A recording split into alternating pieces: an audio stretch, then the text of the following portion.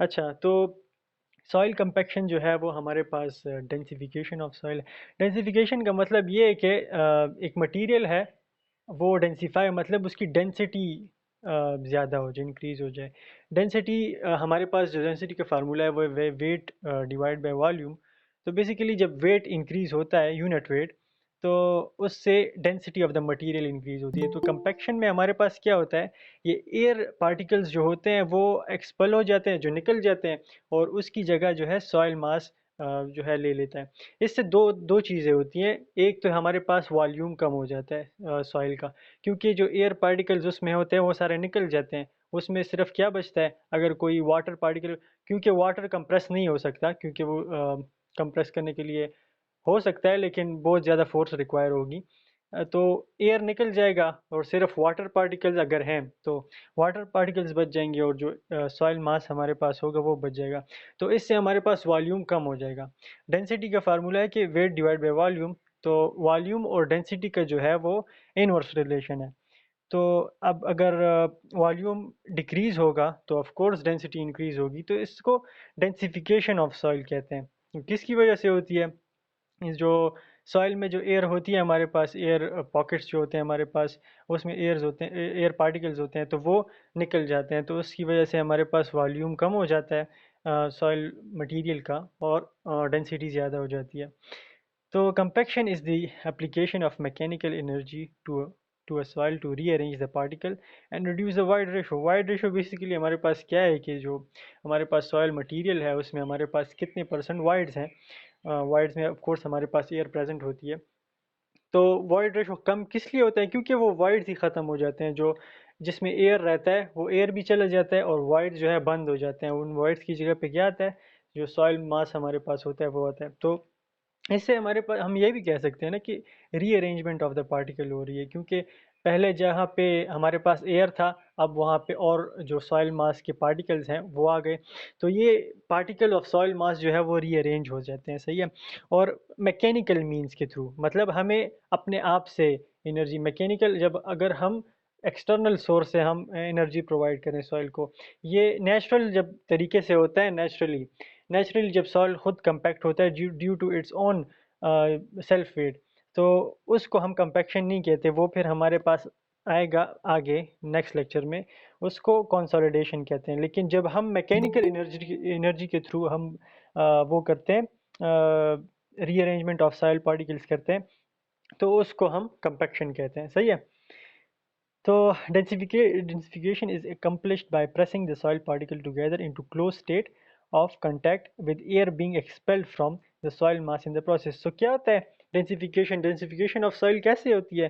Through compaction. तो अब compaction कैसे होता है? By pressing the soil particles. तो प्रेसिंग, हम ऊपर से उस पे प्रेशर लगाना पड़ता है, तो ताकि सॉइल जो पार्टिकल्स हैं वो प्रेस हो जाएं together into a close state.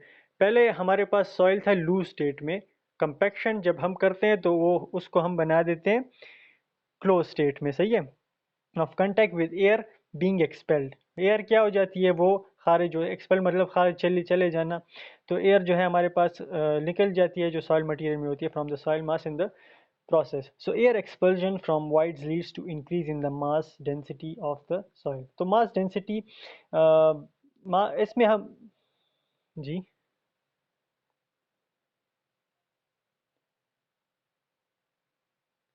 अच्छा, मास डेंसिटी जो है हमारे पास, वेट डेंसिटी होती है, एक मास डेंसिटी होती है। तो वेट हम बेसिकली उसमें यूज़ करते हैं जहाँ पे ग्रेविटी इन्वॉल्व हो, लेकिन यहाँ पे इन्वॉल्व नहीं है। ऑफ कोर्स सिर्फ मास पे ही डिपेंड करता है, तो मास डेंसिटी इसको कहते हैं। तो मास डेंसिटी जो है उसमें इंक्रीज आ जाता है, क्योंकि हमारे पास जो वॉल्यूम होता है सॉइल मटेरियल का वो डिक्रीज हो जाता है।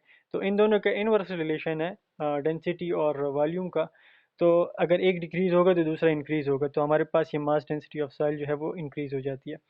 Compaction of soil mass improve engineering properties improve करते हैं, मतलब इसमें जो स्ट्रेंथ की ताकत जो आती है वो ज़्यादा हो जाती है, क्योंकि एयर जो हमारे पास होता है इसमें हम अगर आप ऊपर से पानी डालोगे तो इसमें वॉइड्स भी नहीं होंगे, तो इसके अंदर पानी भी नहीं जा सकता। बेसिकली जब हम फाउंडेशन वगैरह करते हैं तो उसमें हम कंपैक्शन हमें चाहिए होती है, ताकि फिर उसके अंदर जो है पानी ना दाखिल हो सके एंड ऑल दैट। तो बहुत सी इंजीनियरिंग प्रॉपर्टीज़ हैं जो कि इससे इंप्रूव होती है, स्ट्रेंथ वगैरह भी इंक्रीज़ होता है इससे। तो ये देखें, ये लूज स्टेट में सॉइल है, तो देखें आप इसमें, इसके बीच बीच में हमें एयर जो है वाइड्स हैं जिसमें एयर पार्टिकल्स हैं। तो फिर जब हम ऊपर से फोर्स लगाते हैं, प्रेशर लगाते हैं, इसको कंपैक्ट करते हैं मैकेनिकल एनर्जी के थ्रू, तो फिर ये कंपैक्टेड सॉइल है। इसमें फिर ये जो वॉइड्स होते हैं ये ख़त्म हो जाते हैं, तो सिर्फ हमारे पास सॉइल मास बचते हैं। और देखें यहाँ पे इसका वॉल्यूम ज़्यादा होता है due to the air particle that are present in that. और यहाँ पे हमारे पास एयर पार्टिकल्स नहीं होते तो ऑफ कोर्स इसका वॉल्यूम डिक्रीज़ हो जाता है, तो इसलिए हमारे पास इसकी डेंसिटी जो है वो ज़्यादा हो जाती है। So in construction of highway embankments, earth dams, तो ये इनके सारे जो है एप्लीकेशन है कंपैक्शन ऑफ सॉइल की। हर स्ट्रक्चर जो बनाओगे आप लोग, जहाँ भी देखोगे तो कंपैक्शन लाजमन होती है। And many other engineering structure loose soil must be compacted to increase their unit weight. तो यूनिट वेट इसका इंक्रीज हो जाता है क्योंकि वॉल्यूम डिक्रीज हो जाता है। Compaction increases the strength characteristic of soil, which increase the bearing capacity of the foundation. So of course ये भी bearing capacity भी engineering property है, तो वो भी increase होती है compaction के through. Compaction also decreases the amount of undesirable settlement of the structure and increase the stability of the slope. So ये देखें, स्लोप्स भी जब हमारे पास होते हैं जहाँ पे हमारे पास shear stresses प्रोड्यूस होती हैं, तो वहाँ भी हम कंपैक्शन करते हैं ताकि उनकी स्टेबिलिटी हम इंक्रीज़ कर सकें। सही है, उसमें जो हमारे पास स्ट्रेंथ जो है वो ज़्यादा हो जाती है, तो फिर वो ज़्यादा स्टेबल हो जाता है। और जो स्ट्रक्चर है, फाउंडेशन सेटलमेंट जो है बेसिकली फाउंडेशन से स्टार्ट होती है। तो अगर फाउंडेशन फुली कंपैक्टेड हो तो फिर वहाँ स्ट्रक्चर भी हमारे पास स्टेबल होता है। उसमें जो अनडिज़ायरेबल सेटलमेंट होती है due to anything, due to like पानी चला गया, पानी फ्रोज़ होके जब फ्रोज़ होता है तो वो उसकी जो वॉल्यूम हो जाती है वो ज़्यादा हो जाती है, इंक्रीज़ हो जाती है। तो उसकी वजह से सॉइल का जो जो नीचे जो फाउंडेशन होता है स्ट्रक्चर का, वो जो है डैमेज हो जाता है। तो कंपैक्टेड सॉइल अगर हो तो पानी अंदर जाएगा ही नहीं क्योंकि उसमें वॉइड्स ही नहीं होंगे। तो कंपैक्शन इसलिए बहुत इंपॉर्टेंट है। आफ्टर कंपैक्शन, अच्छा, इसमें क्या क्या चेंजेस आते हैं? इंक्रीज इन सॉइल डेंसिटी, क्यों इंक्रीज होता है? ड्यू टू सॉइल डेंसिटी और यूनिट वेट दोनों ही चीज़ें। अच्छा, क्योंकि सॉइल डेंसिटी और यूनिट वेट जो है वो डायरेक्टली प्रोपोर्शन है, तो डेंसिटी अगर इंक्रीज होगी तो इसका मतलब है कि यूनिट वेट इंक्रीज हो रहा है। तो डेंसिटी क्यों इंक्रीज हो रही है? क्योंकि volume of the soil material जो है वो डिक्रीज होता है। डिक्रीज इन एयर वॉल्यूम, अच्छा, ये ज़रूरी नहीं है कि कंपैक्शन हमें ये तो फिर बाद में डिपेंड करता है कि कितनी परसेंट कंपैक्शन हुई है। वो भी आप लोग एक्सपेरिमेंट्स करोगे या शायद आप लोगों ने भी किया, वो स्टैंडर्ड प्रॉक्टर टेस्ट होते हैं, वो सारे टेस्ट होते हैं, वो लैब में आप लोग आई थिंक करोगे। अब तो खैर मौका नहीं मिलेगा करने का, लेकिन वो इतने मुश्किल टेस्ट नहीं है। अच्छा, तो उससे हम कंपैक्शन करते हैं सॉइल की। अच्छा, इससे डिक्रीज इन एयर वॉल्यूम, तो एयर जो वॉल्यूम होता है वो ऑफ कोर्स डिक्रीज हो जाता है क्योंकि सारा जो एयर जो होता है वो एक्सपेल हो जाता है इससे।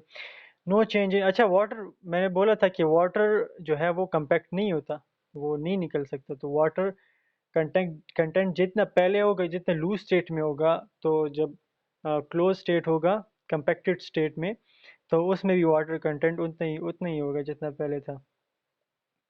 Major in by dry unit, अच्छा, कंपैक्शन हम जब मेजर करते हैं लेबॉर्ट्री में, तो या अगर आप लोग साइट में, वो मेथड्स हैं, साइट में भी हम मेजर कर सकते हैं यूनिट वेट को, और डेंसिटी को, ड्राई डेंसिटी को हम कैलकुलेट कर सकते हैं। तो कंपैक्शन जो है ड्राई यूनिट वेट से हम मेजर करते हैं। अच्छा, ड्राई यूनिट वेट जो है किस चीज़ का फंक्शन है, मतलब किस चीज़ पे डिपेंड करता है? वाटर कंटेंट पे। जितना वाटर कंटेंट ज़्यादा हो उतनी ज़्यादा कंपैक्शन होगी, but up to certain limit, उससे भी ज़्यादा वाटर कंटेंट हो गया तो फिर कंपैक्शन जो है उसमें ड्रॉप आ जाता है। ड्राई डेंसिटी पे डिपेंड करता है, and soil type, either it is coarse grained soil और it is fine grain soil, और कंपैक्शन एफर्ट, कितना एफर्ट हम यूज़ करते हैं कंपैक्शन, तो ये सारी चीज़ें हम डिस्कस करते हैं आगे। तो अच्छा, fundamentals, so during compaction water is added to the soil, it acts as a softening agent.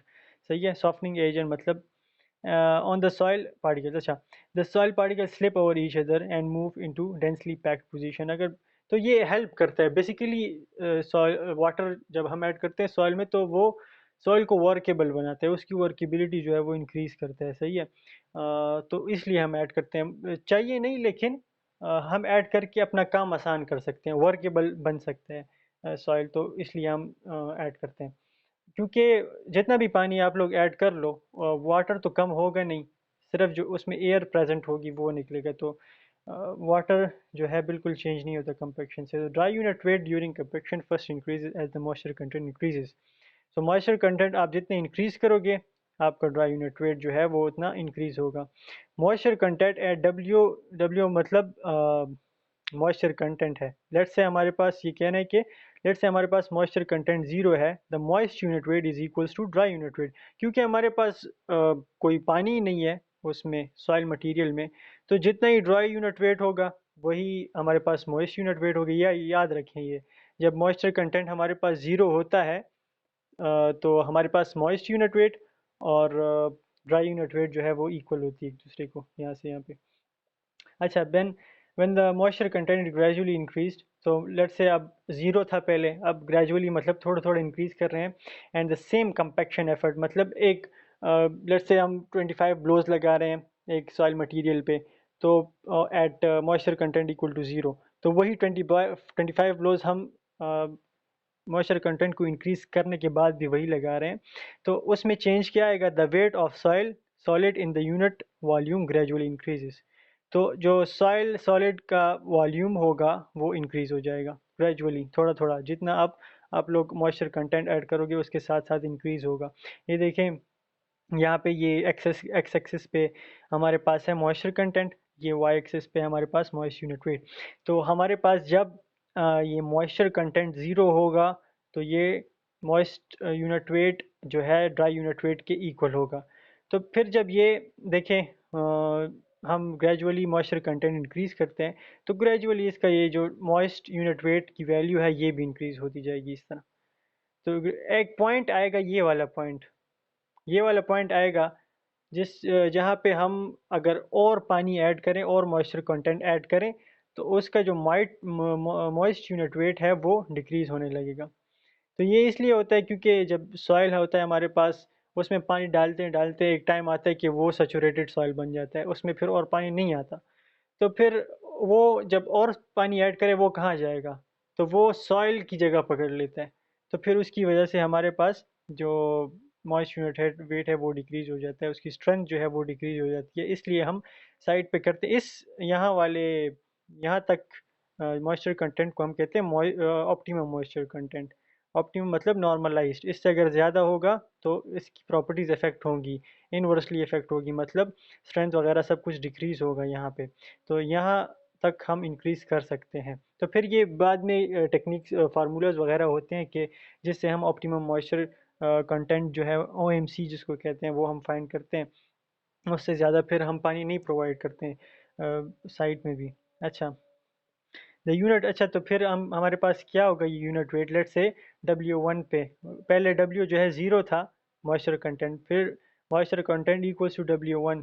तो ये यहाँ पे W1, यहाँ पे लेट से हम फाइंड करना चाहते हैं, तो ये किसके इक्वल होगा, ये जो ड्राई यूनिट वेट है at zero moisture content plus change in the unit dry unit weight. तो ये चेंज है, ये मैं बताता हूँ, ये वाला यहाँ से लेके ये ज़ीरो से जितना चेंज आया है हमारे पास, तो ये चेंज की वैल्यू ये बेसिकली गिवन होती है।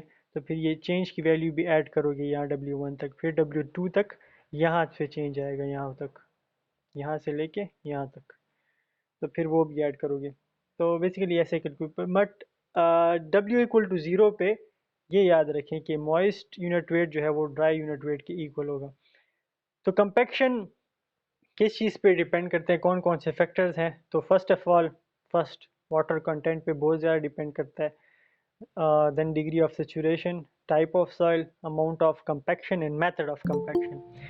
तो first of all water content, at low water content the soil is stiff, मतलब वर्केबल नहीं होता, बहुत स्टिफ स्टिफ सा होता है। And offers more resistance to compaction, तो वो वर्केबल नहीं होता, जो सॉइल वर्केबल ना हो तो वो रेजिस्टेंस शो करता है, मिक्स होने में भी वो मिक्स भी सही से नहीं होता। तो इसलिए जब पानी कम हो तो सही से कंपैक्शन नहीं होगी, इसलिए हमें पानी ऐड करना पड़ता है। As the water content is increased, the soil particles get lubricated, मतलब उसमें पानी ज़्यादा आ जाता है, वो हमारे पास वर्केबल बन जाता है. So the soil mass becomes more workable and the particles have closer packing. The dry density of soil increase with in the water content till the optimum water content. सही है, इंक्रीज होता होगा होगा, लेकिन एक ऐसा ऐसा पॉइंट भी आएगा जब सॉइल सैचुरेटेड हो जाएगा, उसमें और पानी नहीं आ सकता. लेकिन आप और पानी ऐड करो तो फिर उसके जो है रिवर्स इफेक्ट होते हैं. The next thing is dry degree of saturation. तो ये फार्मूला जो है वो तो आप लोगों ने असाइनमेंट में डिराइव किया. तो ये dry unit weight, specific gravity और डिग्री ऑफ सेचुरेशन, ये जो है रिलेशन है इन तीनों का. The theoretical dry unit weight decreases as the degree of saturation decreases. Degree of saturation मतलब कि एक सॉइल मटेरियल है, उसमें हमारे पास कितने परसेंट हमारे पास वाटर जो है प्रेजेंट है. तो ज़ीरो डी ओ एस मतलब डिग्री ऑफ सेचुरेशन जब ज़ीरो होगी तो इसका मतलब है कि हमारे पास कोई सॉइल नहीं होगा. ये तो पेपर में भी आया था कि 50% हो तो फिर क्या होगा, मतलब आधा जो है, आधा एयर पार्टिकल्स होंगे और आधा जो है हमारे पास वाटर होगा. तो डिग्री ऑफ सेचुरेशन डिक्रीज हो जाती है जब ड्राई यूनिट वेट डिक्रीज हो जाती है. लेकिन कंपैक्शन से हमारे पास क्या होता है, कंपैक्शन से हमारी जो ड्राई यूनिट वेट है वो इंक्रीज हो जाती है. तो जितना हम हमारे पास डिग्री ऑफ सेचुरेशन ज़्यादा होगा, if the degree of saturation increases then the dry unit weight of the soil particle will also increase. सही है, तो इन दोनों का डायरेक्ट रिलेशन है. तो अगर ये डिक्रीज होगा ये भी डिक्रीज होगा and vice versa. The mass of the air is negligible, so as the air replaces the water in the void space, the volume of soil remains constant, but its mass decreases. Thus the dry unit weight decreases. सही है. Air का जो मास होता है वो basically हमारे पास negligible ही होता है. तो इसलिए जब कंपैक्शन हम करते हैं तो उसमें जो एयर के पार्टिकल्स जो वाइड्स होते हैं, वाइड स्पेस, तो उसमें हमारे पास वाटर आ जाए. So is the air replaces water in the wide space. जो वाइड स्पेस पहले उसमें एयर था उसमें अब वाटर आ गया है. सही है. The volume of the soil remains constant. Volume क्यों कांस्टेंट रहता है, क्योंकि सॉइल में पहले भी वही वाइड्स थे, एयर था या नहीं था उससे फ़र्क नहीं पड़ता, एयर था.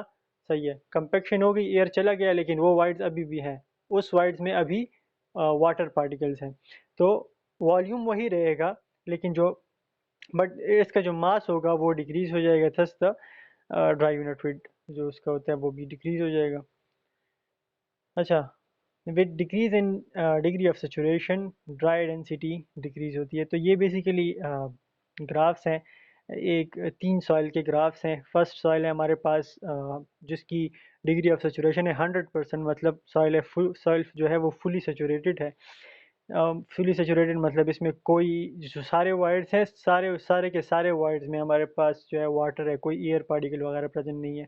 सिमिलरली फिर 80% एंड 60%. तो जितना देखिए, जितना हमारे पास डिग्री ऑफ सेचुरेशन कम है तो उसकी जो ड्राई डेंसिटी है वो भी कम है. अब देख सकते हो यहाँ पे. सही है. फिर ग्रेजुअली जैसे इंक्रीज हो जाती है तो इनका ग्राफ ऊपर ऊपर बनता है. ऊपर ऊपर इसलिए बनता है क्योंकि जो डेंसिटी है वो इंक्रीज हो रही है. तो इनका डायरेक्ट रिलेशन है बेसिकली. तो टाइप ऑफ सॉइल पे भी डिपेंड करता है compaction. In general coarse grain soil can be compacted to higher dry density than the fine. तो ये कहते हैं कि कोर्स ग्रेन सॉइल जो हमारे पास होती है वो ज़्यादा जो है हायर डेंसिटी तक, हायर ड्राई डेंसिटी तक हमारे पास कंपैक्ट हो सकती है as compare to fine grain soil. So with the addition of small quantity of fine to coarse grained soil, the soil attains a much higher drying. अच्छा, तो इसकी एक combination मतलब at एक certain जो है mix तक, let's say coarse grain भी हमारे पास हो और जो उसके बीच में जो empty spaces हो, empty spaces रह जाती है coarse grain soil में, तो उसमें अगर हम fine grain soil ऐड कर लें और तब फिर हम और of course water भी ऐड करें, तब हम compaction करें तो higher dry density of the same compaction effort. तो हर जो है कंपैक्शन के लिए हमें कंपैक्शन एफर्ट जो है यूज़ करनी होती है. बेसिकली जो स्टैंडर्ड प्रॉपर टेस्ट होते हैं और एक दूसरा होता है, मुझे नाम नहीं याद अभी, आई डोंट नो, वो भी प्रॉक्टर ही होता है लेकिन पता नहीं. अच्छा, उसमें हम क्या करते हैं, हमारे पास एक हैमर सा होता है, उससे हम पहले हम सॉइल को एक इस तरह से एक शेप से एक अपरेटस होता है उसमें डालते हैं, फिर हम ऊपर से ब्लोज लगाते हैं. तो 56 ब्लोज भी होते हैं, 36 ब्लोज वाला भी होता है. तो डिफरेंट ब्लोज के लिए डिफरेंट हम यूज़ करते हैं। तो ये कहते हैं सेम कंपैक्टिव एफर्ट, मतलब लेट्स से दोनों के लिए हम सेम ब्लोज लगा रहे हैं। तो जो सॉइल हमारे पास कोर्स और फाइन का मिक्स होगा, तो उसमें हमारे पास जो ड्राई डेंसिटी होगी वो as compare to the other two, मतलब अदर टू कौन सी है, जो कोर्स ग्रेन्ड है सिर्फ, और सिर्फ जो फाइन ग्रेन्ड है उससे कम होगी। उसमें भी सही है, डेंसिटी ड्राई डेंसिटी इंक्रीज होगी, लेकिन as compare to coarse plus fine grained soil इतनी नहीं इंक्रीज होगी। सही है। तो however if the quantity of fine is increased, सही है। फर्स्ट में क्या था कि जैसे कोर्स है, कोर्स ग्रेन सॉइल जो हमारे पास है उसमें हम फाइन ऐड करते हैं थोड़ा सा, इसलिए ऐड करते हैं क्योंकि कोर्स में जो एम्प्टी स्पेसेस हैं वो फिल हो जाए, सिर्फ इसलिए। तो उसमें हमारे पास ज़्यादा ड्राई डेंसिटी आएगी। सही है। तो फिर नेक्स्ट केस इसमें बोल रहा है कि if the quantity of fine, fine जो सॉइल है, फाइन ग्रेन सॉइल है, is increase to a value more than the required to fill the voids, मतलब जो कोर्स ग्रेन सॉइल में हमारे पास एम्प्टी स्पेसेस हैं, सही है, उसमें हम फाइन ग्रेन सॉइल ऐड कर रहे हैं एम्प्टी स्पेसेस को फिल करने के लिए। लेट्स से वो एम्प्टी स्पेसेस फिल हो जाएं और फिर उसके बाद भी आप लोग फाइन ग्रेन सॉइल ऐड करते जाओ, तो उससे क्या होगा, the maximum dry density will decrease. सही है। फर्स्ट केस में हम सिर्फ ये किया था कि जब एम्प्टी स्पेसेस जो है फिल हो जाए तो बस फाइन ग्रेन सॉइल जो है और नहीं ऐड करते, तो उससे मैक्सिमम ड्राई डेंसिटी हमारे पास जो है वो अटेंड होती है। लेकिन जब उससे भी ज़्यादा आप जो है फाइन ऐड करो तो फिर डिक्रीज हो जाती है। A well graded sand attains a much higher density poorly. Well graded मतलब उसमें जो है कोर्स ग्रेन्ड होता है और फिर फाइन ग्रेन्ड जो है भी होता है, लेकिन फाइन ग्रेन्ड इतना होता है कि जो उसमें जो एम्प्टी स्पेसेस होते हैं वो फिल हो जाते हैं। पुअरली ग्रेन्ड में मतलब कोर्स और फाइन का रेशो जो है वो इरेगुलर सा होता है, या तो फाइन सा ज़्यादा होगा और या कोर्स काफ़ी ज़्यादा हो जाएगा, तो उसको बेसिकली हम पुअरली ग्रेड, ये हमने पढ़ा था मिड में मैंने समझाया भी था। तो ये बेसिकली ग्राफ्स हैं ड्राई यूनिट वेट और ये मॉइस्चर कंटेंट के बीच में। तो Sandy soil which is well graded, तो उसका सबसे जो है मैक्सिमम ड्राई यूनिट वेट होगा। ड्राई यूनिट वेट ज़्यादा होगी तो मतलब ड्राई डेंसिटी हमारे पास ज़्यादा होगी। So amount of compaction, so at water at a water content less than the optimum। अच्छा, optimum ये मतलब optimum वो पॉइंट है हमारे पास कि अगर अगर उससे हम कम डालें तो हमारे पास जो ड्राई डेंसिटी है वो कम होगी, उससे अगर हम ज़्यादा डालें तो भी कम होगी। सही है। लेकिन अगर हम ऑप्टिमम पे डालें तो ऑप्टिमम में सबसे ज़्यादा मैक्सिमम होगी। सो अब यहाँ पे बात आ रही है कि at water content less than optimum OMC। सही है, optimum moisture content, the effort of increase compaction is more predominant than the, अच्छा ये मोर होता है, अच्छा then the dry density increase at a water content more than the, अच्छा अब दूसरा केस है ऑप्टिमम मॉइस्चर कंटेंट से वाटर कंटेंट ज़्यादा हो गया, the effect of the increase compaction is not सटी। तो अगर आप कंपेक्शन ज़्यादा कर लो, सही है, आप आपके पास ऑप्टिमम मॉइस्चर कंटेंट है और उससे आप ज़्यादा पानी ऐड कर लो, सही है, तो अगर फिर ज़्यादा कर लो और फिर आप कंपेक्शन एफर्ट जो होता है आपका वो आप इंक्रीज़ भी कर लो, तो भी आपके पास मैक्सिमम ड्राई डेंसिटी अचीव नहीं होगी, फिर भी आपके पास लेस अचीव होगी, क्योंकि आपने पानी ज़्यादा ऐड किया है ऑप्टिमम मॉइस्चर कंटेंट से ज़्यादा। तो फिर तो इसलिए कंपेक्शन एफर्ट पे डिपेंड कर नहीं करेगा अगर आपके पास जो वाटर कंटेंट है वो ऑप्टिमम मॉइस्चर कंटेंट से ज़्यादा है।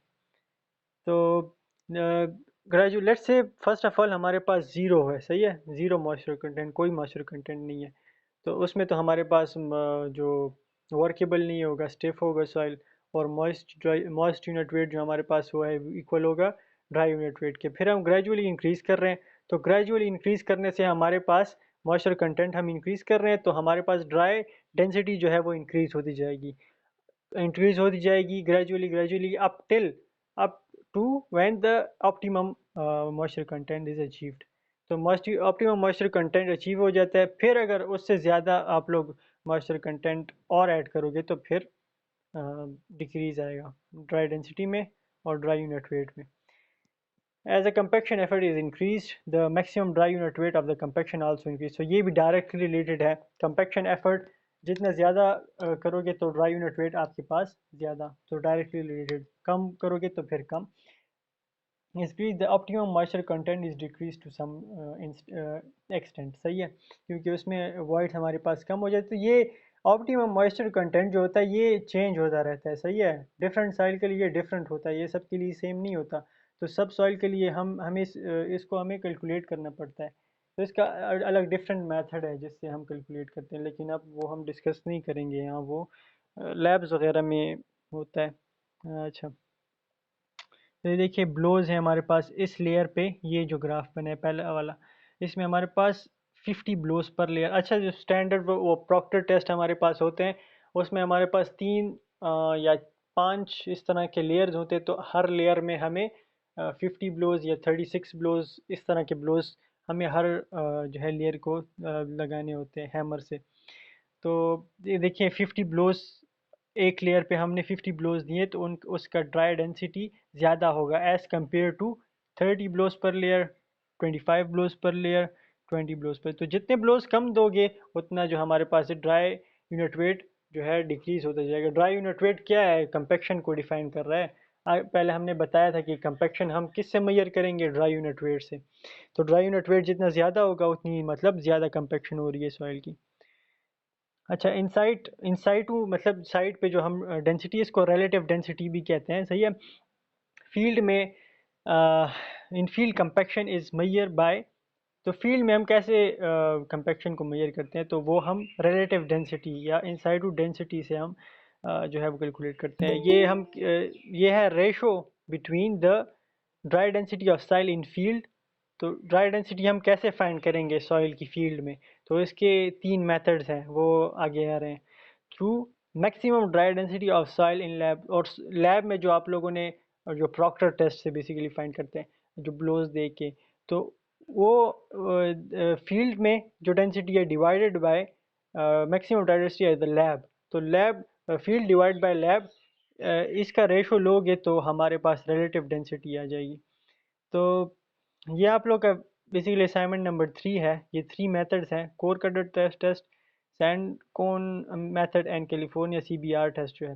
ये 3 मेथड है, ये असाइनमेंट नंबर 3 है। और ये इन 3 मेथड से हम इनसाइड डेंसिटी फाइंड करते हैं। सही है, तो ये फिर आप लोग नेक्स्ट वीक तक सबमिट करो। सही है, तो लास्ट, अच्छा, कंपैक्शन इक्विपमेंट हम साइट पे या किसी साइट की वगैरह की हम वहाँ पे कंपैक्शन करते हैं, तो उसके लिए जो इक्विपमेंट यूज़ करते हैं तो वो भी है यहाँ पे। तो ये सारी बेसिकली ये लेक्चर जो है वो इसमें कोई कंसेप्चुअल इतना कुछ खास नहीं है, सिर्फ थियोरेटिकल चीज़ें हैं। तो the desired level of compaction is best achieve by matching the such है। तो इक्विपमेंट हम हर एक साइट के लिए एक जैसा इक्विपमेंट यूज़ नहीं कर सकते, क्योंकि एक साइट होगा हमारे पास, वहाँ पे सैंडी सॉइल होगी, कहीं पे हमारे पास क्लेई सॉइल होगी, तो डिफरेंट डिफरेंट सिचुएशन हमारे पास आएंगी। तो हमें अलग अलग जो है इक्विपमेंट यूज़ करना पड़ेगा। तो फिर मैंने फिर आगे वहाँ पे बताया भी है कि कौन सा इक्विपमेंट कौन से एरिया के लिए, कौन से साइट के लिए सूटेबल है, कौन से साइट के लिए अनसूटेबल है। तो सारे फैक्टर्स यहाँ पे हैं। तो soil type basically first of all इस पे डिपेंड करता है। कंपैक्शन इक्विपमेंट सॉइल टाइप पे डिपेंड करता है with is proper compaction method. और कंपैक्शन मेथड मतलब कैसे कंपैक्ट करोगे। Other factor must be consider as well such as compaction specification. तो इस पे भी स्पेसिफाई करो। लेट्स से बेसिकली जॉब में तो मतलब साइट पे अगर आप लेट्स से कंसल्टेंट या कॉन्ट्रैक्टर हो, तो आपको पहले से बताया होगा जो कंसल्टेंट होगा, क्लाइंट होगा, जो क्लाइंट का कंसल्टेंट होता है वो उसको सारी स्पेसिफाइड होता है कि आपने साइट पे कंपैक्शन करानी है। तो उनको बताया होता है पहले से स्पेसिफिकेशन डॉक्यूमेंट में कि ये वाला इक्विपमेंट यूज़ करना है, और इतनी कंपैक्शन करनी है, और इतना हमें अचीवमेंट सब सब बताया होता है बेसिकली। जॉब साइट कंडीशन सब कुछ अवेलेबल होता है वो डॉक्यूमेंट्स में बेसिकली। सो सॉइल टाइप कंडीशन में हमारे पास लेट से हमारे पास कोहेसिव सॉइल भी हो सकते हैं एक साइड पे। सो क्ले कोहेसिव क्ले जो हमारे पास होती है वो कोहेसिव होती है, क्योंकि लेट से हमारे पास क्ले सबसे जो है उसके जो ग्रेन साइज़ है वो सबसे कम होते हैं। तो उसमें एडेशन ज़्यादा होती है, मतलब चिपकता ज़्यादा है as compare to other soil. मतलब सैंड मिलेट से आप पानी डालो तब भी वो चिपकेगा नहीं, तो वो कोहेसिव सॉइल नहीं है। and its particles stick together. Therefore, a machine with high impact force is required to ram the soil and force the air out arrangement. तो इसमें ये इसके लिए कंपैक्शन पावर जो है वो ज़्यादा चाहिए होती है। मतलब जो इक्विपमेंट हम यूज़ करते हैं इसमें आगे आप लोग देखोगे कि इसमें जो उसकी जो पावर है, जो इम्पैक्ट फोर्स है, वो किस में कम होगा, किसी में ज़्यादा होगा, किसी में जो एरिया होगा कंपैक्शन का वो कम होगा, तो किसी में ज़्यादा होगा। तो जो क्लेई सॉइल होते हैं, जो कोहेसिव सॉइल होते हैं, तो उसमें उसके लिए हमारे पास हाई इम्पैक्ट फोर्स चाहिए होता है टू रैम द सॉइल, मतलब टू कंपैक्ट द सॉइल। अच्छा, फिर अच्छा, तो यहाँ पे भी लिखा है रैमर। रैमर हमारे पास एक इक्विपमेंट है जो कि आएगा आगे। इज़ द बेस्ट चार्ज और pad foot vibrator roller if the higher production is needed. So ये सारी जो टाइप्स हैं ये आगे आ रही हैं। तो फिर ग्रैनुलर साइल हमारे पास, तो since granular soil are not cohesive, granular soil sand let say आप लोग ले लो, the particles required a shaking और वाइब्रेटरी रिएक्शन टू मूव, या तो फिर हमारे पास वाइब्रेशन चाहिए होती है। उसके लिए हमारे पास फोर्स ज़्यादा नहीं चाहिए मगर वाइब्रेशन चाहिए। वाइब्रेशन इसलिए चाहिए कि ताकि हमारे पास रीअरेंजमेंट ऑफ द पार्टिकल हो सके और इसमें जो एयर होता है वो एक्सपेल आउट हो सके। तो इसमें हमारे पास जो क्या कहते हैं उसे इम्पैक्ट फोर्स है वो इतना ज़्यादा नहीं चाहिए होता। इम्पैक्ट फोर्स चाहिए होता है लेकिन साथ साथ उसके वाइब्रेटरी एक्शन भी चाहिए होता है। सो वाइब्रेटरी प्लेट्स होते हैं, तो वो ग्रैनुअल साइल के लिए बेस्ट चॉइस है। तो अच्छा, smooth drum vibratory rollers are appropriate for higher production work. तो ये भी हमारे पास ग्रैनुलर सेल के लिए बेस्ट है, जहाँ पे हमारे पास ज़्यादा काम, मतलब प्रोडक्ट हमें ज़्यादा चाहिए हो, मतलब टाइम कम हो और आपको काम ज़्यादा करना पड़े, कंपेक्शन ज़्यादा चाहिए हो, तो फिर ये स्मूथ ड्रम वाइब्रेटरी रोलर्स जो है वो यूज़ होते हैं। तो कंपेक्शन स्पेसिफिकेशन के स्पेसिफाई साइट पे अगर आपको चाहिए हो तो ऑलरेडी स्पेसिफाई होगा, आपको यही बताया कौन सा मेथड यूज़ करना है, कौन सा इक्विपमेंट यूज़ करना है, सब कुछ। सो detail instruction specify machine type, lift depth, number of passes machine, ये सारी चीज़ें आपको नोन होनी चाहिए किसी भी कंपेक्शन को स्टार्ट करने से पहले। Machine speed and moisture content, सब कुछ, कितना मॉइस्चर कंटेंट डालना है, मशीन कितनी स्पीड से चलानी है, कितनी बार, नंबर ऑफ पास मतलब एक दफ़ा गुजार लिया, कितनी बार हमें गुजारना है एक ही जगह से। और जो डेप्थ, पहले लिफ्ट ब्लोज ब्लोज से भी करते हैं लेकिन मशीन के लिए जो है वो ब्लोज नहीं चाहिए होते। तो सब कुछ ये मेथड स्पेसिफिकेशन में आता है। A recipe is given as a part of job specification to accomplish the compaction needed। तो ये रेसिपीज को कह लो आप लोग, स्पेसिफिकेशन डॉक्यूमेंट एक होती है, उसमें सारा कुछ ये मेथड स्पेसिफिकेशन जो है वो इन्वॉल्व होते हैं। This method is outdated as the machine technology has far outspaced common। अच्छा, तो बेसिकली ये पहले होता था लेकिन अब भी होता है यहाँ पे, लेकिन अब जो मशीन्स होते हैं हम सिर्फ उसमें डालना पड़ता है कि लेट से हमें कितनी परसेंट कंपेक्शन चाहिए, 100%, 80%, वट एवर जो कि स्पेसिफाई है वो आप लोग डाल लो, मशीन को पास करो उससे उधर से, तो वो उतनी कंपेक्शन करेगा। सही है।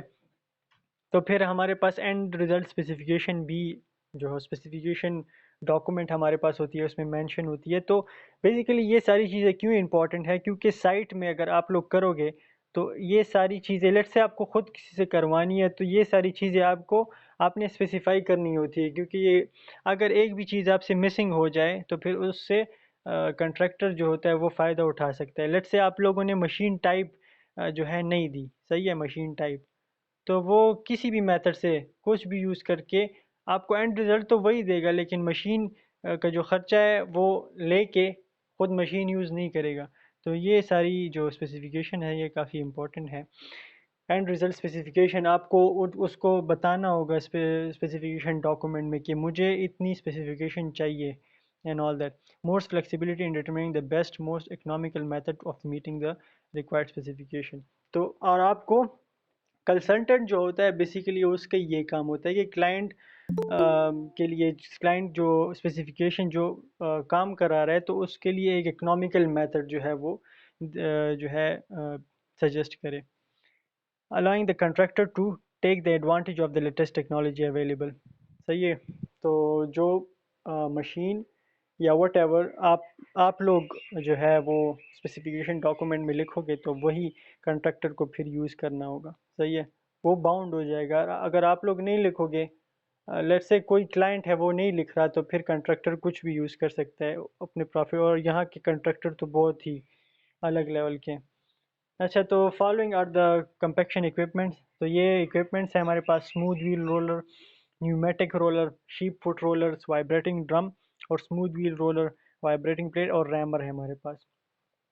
तो 100% कवरेज अंडर द व्हील, सही है। पूरा जो उसका व्हील होता है वो 100, इस तरह मैं बताता हूँ। ये देखें, पूरा जो व्हील होता है इसका, ये 100% कवरेज करता है। मतलब जितने स्पेस पे ये है वो सारा स्पेस ये कंपैक्शन उसकी करता है। लेकिन इसका डिसएडवांटेज ये है कि इसका जो इम्पैक्ट फोर्स है ग्राउंड पे वो कम होता है। लेकिन ये बेसिकली यूज़ होता है ग्रैनुलर सॉइल्स के लिए, क्योंकि उनको इतनी इम्पैक्ट फोर्स चाहिए नहीं होती। उनको जो है वाइब्रेशन चाहिए होती है, उसमें वाइब्रेशन भी होती है और वाइब्रेशन अच्छा इसमें नहीं होती, लेकिन इसमें जो इम्पैक्ट फोर्स होता है वो कम होता है, सही है। कंटैक्ट प्रेशर और इम्पैक्ट फोर्स जो है वो 380 kPa होता है, सही है, kilo pascal. Can be used on all soil type except for Rocky soil. तो रॉकी सॉइल जो होता है उसके लिए नहीं यूज़ होता। जो कंपैक्शन एफर्ट होता है वो स्टैटिक वेट की वजह से होता है। तो सारी स्टैटिक होते हैं basically. The most common use of the large smooth wheel roller is for sub grades and compacting asphalt pavement. So asphalt pavement जब आप लोग अप्लाई करते हो तो उसको स्मूथ बनाने के लिए ये स्मूथ व्हील रोलर यूज़ होते हैं बेसिकली। तो ये suitable for well graded sand and gravel. तो जो वेल ग्रेडेड सैंड और ग्रेवल्स होते हैं उसके लिए ज़्यादा सूटेबल है। Silts and clay of low plasticity. तो क्लेज और सिल्ट जिनकी प्लास्टिसिटी लो होती है तो उसके लिए भी ये सूटेबल है। तो ये दो suitable and unsuitable for uniform sand. Uniform, well graded और यूनिफॉर्म में डिफरेंस है, सही है। मैंने पहले ही बताया था, यूनिफॉर्म मतलब एक ही साइज़ के सारे पार्टिकल्स हैं हमारे पास। जैसे 2 mm है, 2 mm एक पार्टिकल है, तो सारे पार्टिकल्स अगर 2 mm के हैं तो उसको यूनिफॉर्म सैंड कहते हैं हम। वेल ग्रेडेड वो होता है कि उसमें सारे जो हमारे पास साइजेस के हैं पार्टिकल्स प्रेजेंट है। मतलब लेट से हमारे पास 2 भी है, फिर उसमें जो एम्प्टी स्पेसेस रह जाते हैं उसको फिल करने के लिए जो सॉइल पार्टिकल्स चाहिए होते हैं, जो साइजेस वो भी हैं, लेट से वो 1 mm एंड वट एवर। तो ये वेल ग्रेडेड वो होता है कि जो सॉइल में जो एम्प्टी स्पेसेस रह जाते हैं तो उससे कम साइज वाले पार्टिकल्स भी होते हैं वो एम्प्टी स्पेसेस को कवर करने के लिए। लेकिन यूनिफॉर्म सैंड में ये होता है कि सारे एक ही साइज़ के सैंड, तो उसके लिए अनसूटेबल है ये smooth wheel roller. Silty sand, soft clay के लिए तो बिल्कुल अनसूटेबल है, क्योंकि उसके लिए high pressure high impact force चाहिए होता है। उसका इसका कितना है, इसका सिर्फ 380 kPa है। तो अच्छा, न्यूमेटिक रोलर। तो first of all smooth wheel का क्या था, 100% कवरेज थी उसकी ग्राउंड की। इसकी 80% कवरेज है अंडर द व्हील।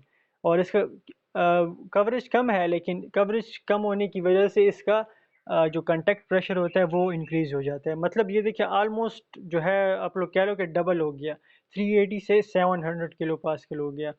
तो 7 to 13 wheels are arrange into 2 row, ऐसे अरेंज होते हैं इसका। इसके जो व्हील्स होते हैं वो ऐसे होते हैं, सही है। जो बीच में गैप है, बीच में गैप, तो ये वाली सॉइल जो है वो कम्पैक्ट नहीं होती, सही है। तो इसलिए 80% कवरेज है हम कहते हैं इसे। तो लेकिन इसका जो कंटैक्ट फोर्स हो जाता है, इम्पैक्ट फोर्स सॉरी, वो ज़्यादा हो जाता है, वो 700 किलो पास्कल हो जाता है, सही है।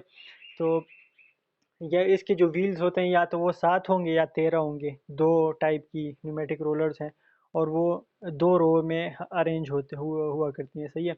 तो इसका भी ऑफ कोर्स सबका ये कंपैक्शन एफर्ट जो होता है वो स्टैटिक वेट की वजह से होता है। तो ये suitable for course and fine soil. तो तमाम जो कोर्स हैं, चाहे वो यूनिफॉर्म हो, वेल ग्रेडेड हो, वट एवर, सब के लिए, कोर्स एंड फाइन सॉइल के लिए ये सूटेबल है। Then unsuitable for very soft clay and highly variable soil. Highly variable soil मतलब लेट से हमारे पास एक सॉइल मटेरियल है, उसमें 6 mm के पार्टिकल्स भी हैं और फिर नीचे डायरेक्ट 2 mm की पार्टिकल्स भी हैं, फिर 0.2 mm। तो उसमें हाईली वेरिएशन ज़्यादा है, तो वैसे वाले सॉइल के लिए अनसूटेबल है न्यूमेटिक रोलर। तो किसके लिए सूटेबल है, कोर्स एंड फाइन सॉइल के लिए। अच्छा, तो देन हमारे पास है शीप फुट रोलर। तो शीप फुट रोलर की जो इम्पैक्ट फोर्स होती है वो सबसे ज़्यादा होती है बेसिकली। लेकिन उसका जो कवरेज होता है, कवरेज एरिया वो कम होता है, लेकिन तो कम होता है और लेकिन कम कंटेक्ट प्रेशर जो है ज़्यादा होता है। तो ऑफ कोर्स ये हमारे पास क्ले या कोहेसिव सॉइल के लिए बेस्ट होगी, क्योंकि क्ले और कोहेसिव सॉइल के लिए हमारे पास क्या चाहिए होती है, जो कि उसमें इम्पैक्ट फोर्स या कंटेक्ट प्रेशर सबसे ज़्यादा हो। तो शी फुट रोलर में सबसे ज़्यादा होती है, तो हम उसके लिए यूज़ कर सकते हैं। अच्छा, 8% देखिए, 100 था फिर 80 था, लेकिन शीप फुट रोलर में क्या है, 8% या 12% कवरेज होती है सिर्फ। सही है, लेकिन इसका कंटेक्ट प्रेशर जो होता है वो 1400 से लेके 7000 kPa मतलब किलो पास्कल तक हो सकता है। तो ये काफ़ी ज़्यादा है। It is best suitable for, देखिए, it is best suitable for clay soil. तो क्ली सॉइल या यहाँ पे लिख सकते हैं आप कोहेसिव सॉइल। सही है, कंपैक्शन एफर्ट सबस्टेटिक। अच्छा, तो इसके जो व्हील होता है वो इस तरह होता है। तो आप लोग अभी देखिए, सिर्फ ये जो इस तरह फुट सा बना हुआ है, तो ये सिर्फ ग्राउंड से टच करता है, बाकी जो एम्प्टी स्पेसेस हैं इसके बीच में वो नहीं करता, इसलिए जो कवरेज एरिया हो जाता है वो कम हो जाता है। तो अच्छा, suitable for grind fine grain soil. Fine grain soil मतलब clay, sand and gravel with fineness greater than 20%, मतलब ज़्यादा फाइन हो। सैंड के लिए भी सही है और ग्रेवल के लिए भी, लेकिन शर्त क्या है कि उसकी वो काफ़ी ज़्यादा फाइन हो, 20% से ज़्यादा। कोर्स ग्रेन सॉइल के लिए ये यूज़ नहीं होता, क्योंकि कोर्स ग्रेन सॉइल के लिए क्या चाहिए होता है हमें, कंटेक्ट प्रेशर इतना नहीं चाहिए होता, सिर्फ हमें वाइब्रेशन चाहिए होती है। तो ये हम यूज़ नहीं कर सकते। यूनिफॉर्म ग्रेवल्स वगैरह के लिए भी ये यूज़ नहीं कर सकते। तो ये लास्ट स्लाइड तो नहीं है।